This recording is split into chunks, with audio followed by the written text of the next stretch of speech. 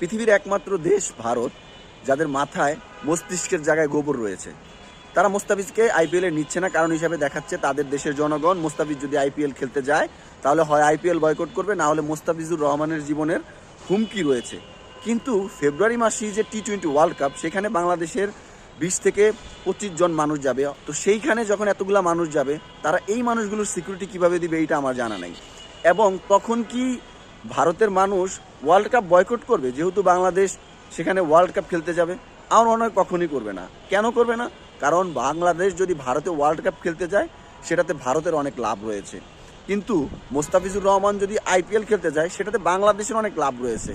ভারত সেই স্বাধীনতার পর থেকেই নিজের লাভটা চিন্তা করে সবসময় বাংলাদেশের পক্ষে থেকেছে। যেদিকে দেখেছে তাদের লাভ আছে সেদিকেই তারা থেকেছে, যেদিকে তাদের লাভ নাই সেদিকে তারা থাকেনি। দেখেন, মোস্তাফিজুর রহমানের মতো একজন সহজ সরল বাঙালি বা যে কোনো রাজনীতির সাথে জড়িত না একজন প্লেয়ার, তাকে তারা ভারতে যেতে দিচ্ছে না। কিন্তু অন্যদিকে দেখেন, যে একজন ফাঁসির দণ্ডপ্রাপ্ত আসামি বাংলাদেশের সাবেক প্রধানমন্ত্রী শেখ হাসিনা, তাকে কিন্তু মোদি খুব যত্ন সহকারে রেখে দিচ্ছে। দেখেন ভারতের জনগণ কতটা গদ্যপ। মোদিকে তারা এই কোশ্চেনটা করে না যে তুমি শেখ হাসিনাকে রেখে দিচ্ছ, কিন্তু মোস্তাফিজের মতো একজন সহজ সরল মানুষকে আইপিএল খেলতে আসতে দিচ্ছ না। অতএব আপনাদের এটা সহজ ক্যালকুলেশনই আপনারা বুঝতে পারবেন, ভারত সবসময় তাদের লাভজনক পথেই থাকে।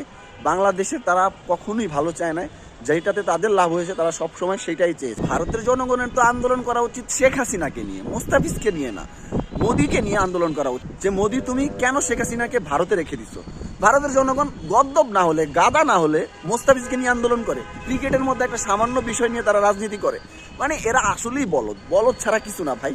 আপনি যত তাড়াতাড়ি বুঝতে পারবেন যে ভারত বাংলাদেশের ভালো চায় না, আপনি তত তাড়াতাড়ি একজন ভালো বাংলাদেশি দেশপ্রেমী হতে পারবেন।